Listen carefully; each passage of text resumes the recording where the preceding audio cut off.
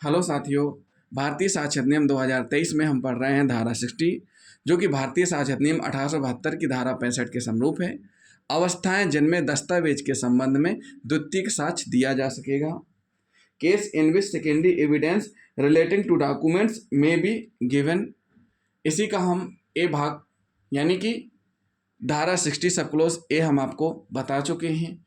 तो जिन साथियों ने अभी तक हमारा भाग ए नहीं देखा है यानी भाग 1 नहीं देखा है, वो जरूर देख लें। क्योंकि उसी से रिलेटेड है ये पूरा चैप्टर। तो जिन साथियों ने अभी तक हमारा पहले का भाग नहीं देखा वो देख लें, साथ ही साथ इस वीडियो को लास्ट तक जरूर देखें। और जिन साथियों ने अभी तक हमारा चैनल सब्सक्राइब नहीं किया है तो हमारे चैनल को भी सब्सक्राइब कर लें। हम पढ़ रहे हैं भाग 2 में बी। जबकि मूल के अस्तित्व दशा या अंतर वस्तु को उस व्यक्ति द्वारा जिसके विरुद्ध उसे साबित किया जाना है या उसके हित प्रतिनिधि द्वारा लिखित रूप में स्वीकृत किया जाना साबित कर दिया गया है। इसमें 3 चीजें हैं।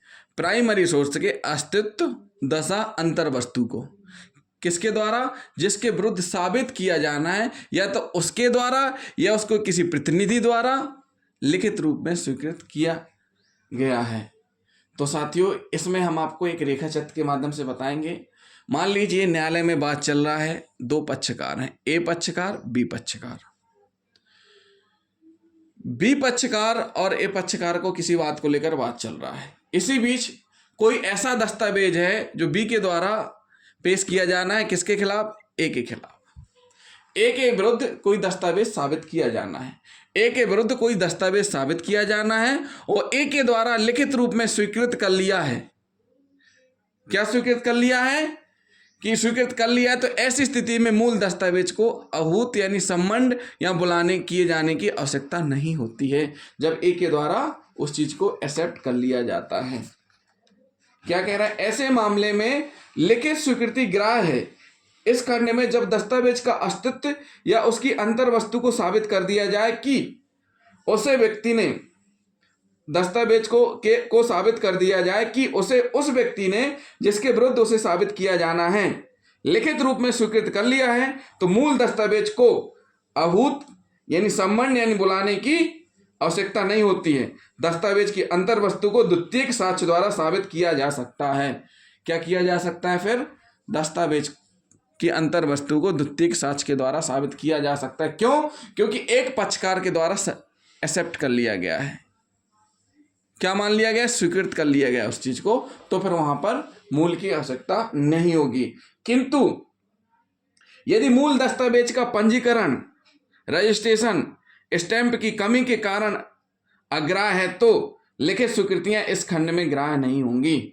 अगर जिस चीज की दस्तावेज को जिसको पेश किया जाना, साबित किया जाना है, वो रजिस्टर्ड नहीं है या स्टाम्प की कमी के कारण अग्राह्य है तो इस प्रकार की लिखित स्वीकृतियां भी इस खंड में ग्राह्य नहीं होंगी।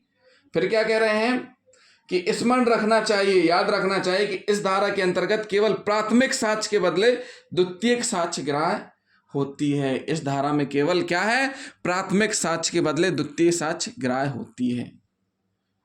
तो साथियों, ये क्या हुआ, जबकि मूल के अस्तित्व, दशा या अंतर वस्तु को उस व्यक्ति द्वारा जिसके विरुद्ध उसे साबित किया जाना है या उसके हित प्रतिनिधि द्वारा लिखित रूप में स्वीकृत किया जाना साबित कर दिया गया है, तो उस स्थिति में द्वितीयक साक्ष्य द्वारा साबित किया जा सकता है।